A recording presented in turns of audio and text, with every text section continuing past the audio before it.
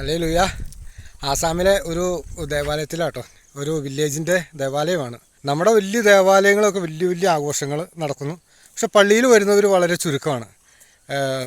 Building കെട്ടിപ്പൊക്കാനും അതുപോലെ പള്ളിയിൽ വരിക, വന്നിട്ട് കുർബാന കഴിയുന്നതിന് മുമ്പേ ഇറങ്ങി പോവുക, തോന്നുമ്പോൾ കുർബാനയ്ക്ക് വരിക, എല്ലാവരും അല്ല കേട്ടോ, കുറച്ച് ആൾക്കാരൊക്കെ. പക്ഷേ ഇവിടെ അങ്ങനെയല്ല. ഇവിടെ ആളുകൾക്ക് വിശ്വാസം വളരെ വലുതാണ്. ആരാധന നടക്കുന്നു. ഇവിടെ വലിയ ആഘോഷങ്ങളില്ല, ആരാധനകളാണ് നടക്കുന്നത്. ഇവിടെ ആളുകൾ കുർബാന കഴിഞ്ഞാലും അവിടെ ഇരിക്കും, കുറച്ച് നേരം പ്രാർത്ഥിക്കും, അത് കഴിഞ്ഞിട്ട് തിരിച്ചു പോകുന്നു. എല്ലാവരുമായിട്ട് നല്ല സൗഹൃദങ്ങളാണ്.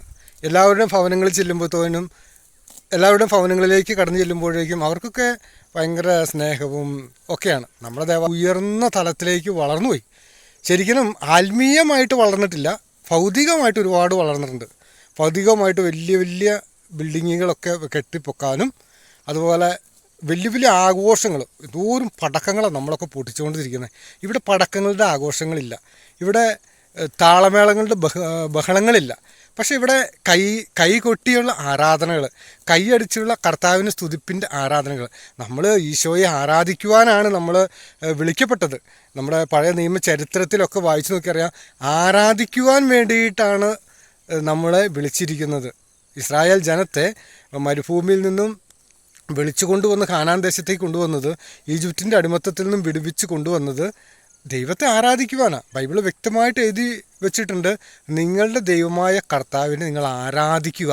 നമ്മളിന്ന് ഓരോ ദിവസം ചെല്ലും തോറും ആത്മീയമായിട്ട് താഴത്തേക്ക് പോകുന്നു, ഭൗതികമായിട്ട് വളർന്നുകൊണ്ടേയിരിക്കുന്നു. ഇവിടെ നേരെ മറിച്ച് ഇവിടെ ഭൗതികമായിട്ടുള്ള വളർച്ചകളൊന്നുമില്ല, പക്ഷേ ഇവിടെ ആത്മീയമായിട്ടുള്ള വളർച്ചകൾ വളരെയേറെയാണ്. ഇവിടെ കടന്നു വരുന്നവരുടെ എണ്ണം വളരെ കുറവായിരിക്കാം, പക്ഷേ അവരുടെ ഉള്ളിൻ്റെ ഉള്ളിൽ എപ്പോഴും നന്മയുണ്ട്, എപ്പോഴും സൗഹൃദമുണ്ട്, എപ്പോഴും പരസ്പരം ഐക്യമുണ്ട്, എപ്പോഴും ആരാധിക്കണമെന്നുള്ള ആഗ്രഹമുണ്ട്. ഇവരുടെ വീടുകളിലൊക്കെ കടന്നു ചെല്ലുമ്പോഴേക്കും അവർക്ക് വേണ്ടി ഒന്ന് പ്രാർത്ഥിക്കുവാൻ വേണ്ടി കയ്യെ പിടിച്ച് വലിച്ചുകൊണ്ട് പോവുക. അതേ അവസ്ഥയാണ് ഇവിടെ ഉള്ളവർ. നമ്മുടെ നാട്ടിലുള്ളവർ പ്രാർത്ഥിക്കാനായിട്ടൊന്ന് വീട്ടിൽ ചെന്നാൽ ഇങ്ങോട്ടൊന്നും വരണ്ടെന്നേ, ഇവിടെ ഞങ്ങൾക്ക് പ്രാർത്ഥനയുടെ ആവശ്യമൊന്നുമില്ല. അപ്പോൾ ആ ഒരു രീതിയിലേക്ക് നമ്മൾ അങ്ങോട്ട് മാറിയിരിക്കുക. നമ്മൾ പടക്കം പൊട്ടിക്കാനും ആഘോഷങ്ങൾ, നമ്മളിന്ന് എത്ര ലക്ഷം രൂപയുടെ പടക്കം പൊട്ടിക്കണം എന്നുള്ളതാണ് നമ്മുടെ ആലോചനകൾ. ഇന്നൊരു പെരുന്നാളാണ്, എന്നാൽ ഈ പെരുന്നാളിന് എന്താണ് ആഘോഷങ്ങൾ നടത്തുന്നത്? എത്ര പോത്തിനെ വെട്ടണം, എത്ര കോഴീനെ വെട്ടണം, ഇതൊക്കെയാണ് നമ്മുടെ ചിന്തകൾ. ഇവിടെ അങ്ങനെയുള്ള ആഘോഷങ്ങളോ അങ്ങനെയുള്ള പരിപാടികളൊന്നുമില്ല. നേരെ മറിച്ച് ഇവരെല്ലാവരും വളരെ സ്നേഹത്തോടു കൂടെ ദേവാലയത്തിലേക്ക് വരുന്നു, ഒരുമിച്ച് കൂടുന്നു, പ്രാർത്ഥിക്കുന്നു, കൈയടിച്ച് കർത്താവിനെ സ്തുതിക്കുന്നു. കണ്ടോ, നമുക്ക് കൊതിയാവും. അതേ രീതിക്ക് ഇവരുടെയൊക്കെ ആരാധന. സത്യത്തിൽ അങ്ങനെയല്ലേ നമ്മൾ ആരാധിക്കേണ്ടത്?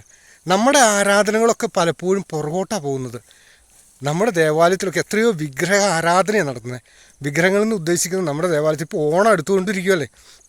ഓണം എടുത്തുകൊണ്ടിരിക്കുമ്പോൾ ഓണപ്പൂവ് ഇടാൻ, ഓണത്തിൻ്റെ കളികളിടാൻ എത്രയോ താല്പര്യമാണ് നമുക്ക്. ഇത് നമ്മൾ ഈ ഓണപ്പൂവ് ഇട്ടുകൊണ്ടിരുന്ന കഴിഞ്ഞാൽ സാത്താനെയാണല്ലോ ആരാധിക്കുന്നത്. അസുരൻ എന്ന് പറയുന്നത് സാത്താൻ തന്നെ. പക്ഷേ ഇതുപോലും തിരിച്ചറിയാൻ പറ്റാത്ത നമ്മുടെ കുറേ വൈദികരും കുറേ ആളുകളും ഇതൊക്കെ പിന്നെയും ഇങ്ങനെ ആരാധിച്ച് മഹത്വപ്പെടുത്തിക്കൊണ്ടിരിക്കും. സാത്താനെ. എന്നാൽ ദൈവത്തെ മഹത്വപ്പെടുത്തേണ്ടതിന് പകരം സാത്താനെ മഹത്വപ്പെടുത്തുമ്പോൾ നമ്മളൊരു കാര്യം ചിന്തിക്കണം, നമ്മൾ ദൈവത്തിൽ നിന്നും ഒത്തിരി അകന്നു പോകുന്നു എന്നുള്ള കാര്യം. നമ്മൾ എത്ര പറഞ്ഞാലും, എത്ര വീഡിയോകൾ ഇറക്കിയാലും ഈ ഓണമൊന്നും ആഘോഷിക്കരുതെന്ന് പറഞ്ഞാൽ നമ്മൾ കേൾക്കത്തില്ല. നമ്മുടെ ഒരു രീതി അങ്ങനെയായിപ്പോയി. കാലം ഓടുമ്പോൾ പാമ്പിനെ തിന്നുന്നവരുടെ നാട്ടിൽ ചെന്നാൽ പാമ്പിൻ്റെ നടുകണ്ടം കടിക്കണം. അയ്യോ, അതാണല്ലോ നമ്മുടെയൊക്കെ രീതി. എൻ്റെ ദൈവമായ കർത്താവിനെ മാത്രമേ നീ ആരാധിക്കാൻ പോളുന്നേ. എന്തിനാ ഈ അസുരനെ ആരാധിച്ചുകൊണ്ടിരിക്കുന്നത്? നമ്മുടെ ആഘോഷങ്ങളൊക്കെ ശരിക്കും പണ്ടേ ദൂരെ എറിയേണ്ട സമയം കഴിഞ്ഞു. ഇവിടെയുള്ള ആളുകളൊക്കെ പലരും പട്ടിണിയിലാണ്. ഞാൻ 2 സിസ്റ്റർമാരുണ്ട്, അവരുടെ വീട്ടിൽ ചെല്ലുമ്പോൾ അവർ ഉപവാസമാണ് എപ്പോഴും. ഇപ്പം എങ്ങനെ അന്വേഷിച്ചപ്പോഴാണ് അവരുടെ പട്ടിണിയാണ്, കാശില്ല അവരുടെ ജീവിതത്തിലേക്ക്. അവർക്ക് ഒരു നേരം ഭക്ഷണം കഴിച്ചുകൊണ്ടിരിക്കുന്നു, ഉപവാസിച്ചുകൊണ്ടിരിക്കുന്നു. ഞങ്ങൾ ചെല്ലുമ്പോൾ ഞങ്ങൾക്ക് നല്ല ഭക്ഷണമൊക്കെ തരും, പക്ഷേ അവരാ സിസ്റ്റർമാർ ഉപവസിച്ചുകൊണ്ട് നടക്കുന്നു. കണ്ടിട്ട് സത്യം പറഞ്ഞാൽ കണ്ണ് നിറഞ്ഞു പോകുന്ന അവസ്ഥയാണ്. അതുപോലെ അവസ്ഥ. നമ്മൾ എത്രയോ ഏറെയാണ് ഓരോ പെരുന്നാളിനും വേണ്ടി പടക്കം പൊട്ടിച്ച് നശിപ്പിക്കുന്നത്. ലക്ഷക്കണക്കിന് രൂപയുടെ പടക്കം പൊട്ടിച്ച് നശിപ്പിക്കുവാൻ നമുക്കൊരു മടിയുമില്ല. എന്നാൽ ശുശ്രൂഷയ്ക്കായിട്ട് ഇങ്ങനെ ശുശ്രൂഷകളിലേക്ക് കടന്നു പോകുന്ന ആളുകൾക്ക് 1% പൈസയെങ്കിലും മാറ്റിവെച്ച് കൊടുക്കുവാൻ വേണ്ടി നമ്മളിൽ ഒരു 99% ആളുകൾക്കും താല്പര്യമില്ല. കർത്താവ് എന്താ പറയുന്നത്? കൊടുക്ക്, നിങ്ങൾ ദാനമായിട്ട് കിട്ടി, ദാനമായിട്ട് കൊടുക്കും. ഇതൊന്നും ദാനമായിട്ട് കിട്ടിയതൊന്നും അല്ലെന്നേ, ഇതൊക്കെ ഞാൻ എൻ്റെ സ്വന്തം പ്രയത്നം കൊണ്ട് ഉണ്ടാക്കിയതാണ്. ഇതാണല്ലേ നമ്മുടെയൊക്കെ ചിന്തകൾ. പക്ഷേ ഇതൊക്കെ ഇല്ലാതാവാൻ വലിയ സമയമൊന്നും വേണ്ട. ഒരു കൊറോണ വന്നപ്പോൾ, 2018 ഒരു വെള്ളപ്പൊക്കം വന്നപ്പോൾ ഇതൊക്കെ എവിടെ പോയായിരുന്നു? ഒരു ബ്രെഡ് കഴിക്കാൻ പോലും പറ്റാത്ത അവസ്ഥ, കാശ് ഇഷ്ടം പോലെ ഉണ്ടായിരുന്നിട്ടും ഒരു ബ്രെഡ് പോലും കഴിക്കാൻ പറ്റാത്ത അവസ്ഥ നമുക്കുണ്ടായിട്ടില്ലേ? അപ്പോൾ ഇത് ദൈവം വിചാരിച്ചാൽ നമുക്കുള്ള സമ്പത്തുകളല്ല പ്രിയപ്പെട്ടവരെ. നമുക്കുള്ള സമ്പത്ത് എന്നൊരു ദൈവമാണ്, ആരാധനയാണ്. ദൈവത്തിന് കൊടുക്കേണ്ട ആരാധന നമ്മൾ എത്രമാത്രം കൊടുക്കുന്നുവോ, മറ്റുള്ളവരിൽ നിന്ന് മാറി നിന്ന് ഇസ്രായേൽ ജനത്തെ മാറ്റി നിർത്തിയത് എന്തിനാ? ഇസ്രായേൽ ജനത്തെ ദൈവമായ കർത്താവ് മാറ്റി നിർത്തിയത് ദൈവത്തെ ആരാധിക്കുന്ന ഒരു ജനവിഭാഗം ഉണ്ടാകുന്നതിനാണ്. നമ്മൾ ഇന്ന് ചെയ്യുന്നത് സകലതും എല്ലാത്തിലും ദൈവങ്ങളുണ്ട്, എല്ലാം ദൈവങ്ങളാണെന്നേ. എത്രയോ അച്ഛന്മാരാ ചില വീഡിയോസ് ഇറക്കുന്നത് കാണുമ്പോൾ സങ്കടം വെച്ചാൽ അത് തെറ്റല്ല എന്ന് പറഞ്ഞു പഠിപ്പിക്കുന്നു. ആ തെറ്റല്ല എന്ന് വൈദികർ പറഞ്ഞു പഠിപ്പിക്കുന്നു.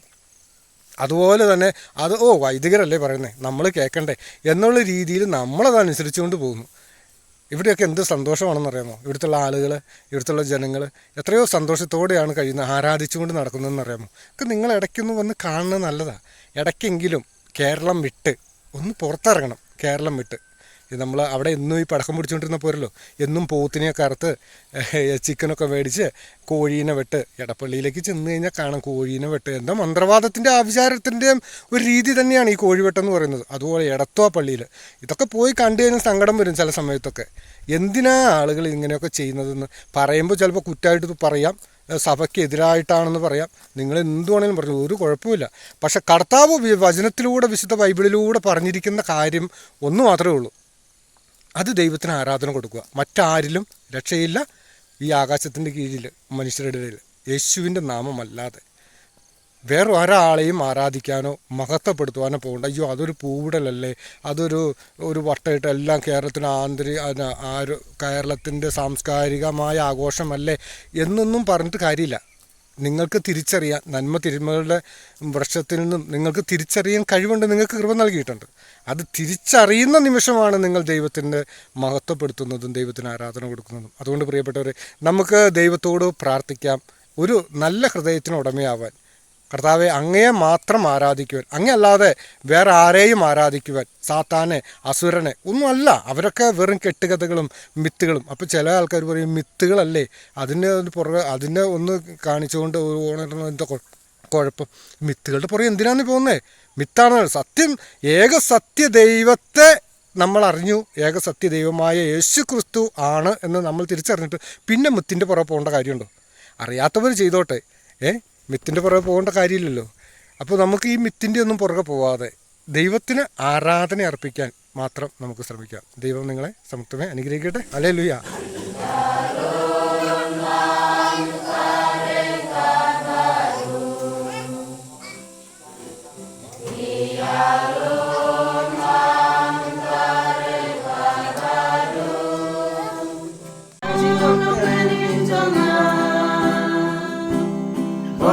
Inclines in shadow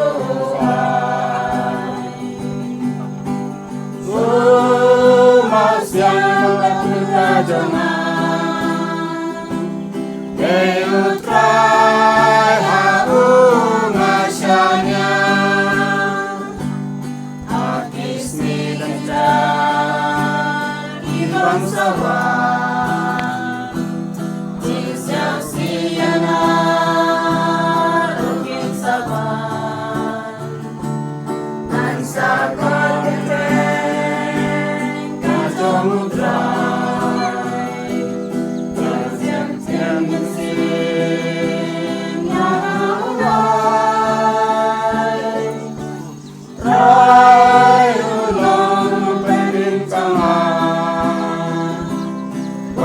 Incline to Shiloh.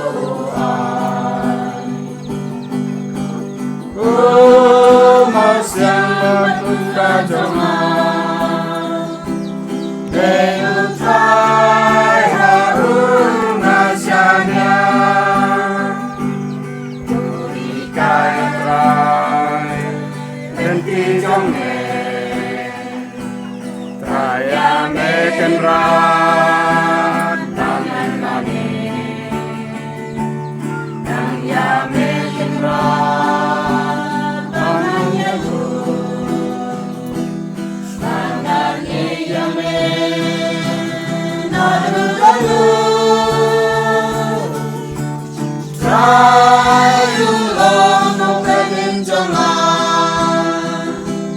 Marching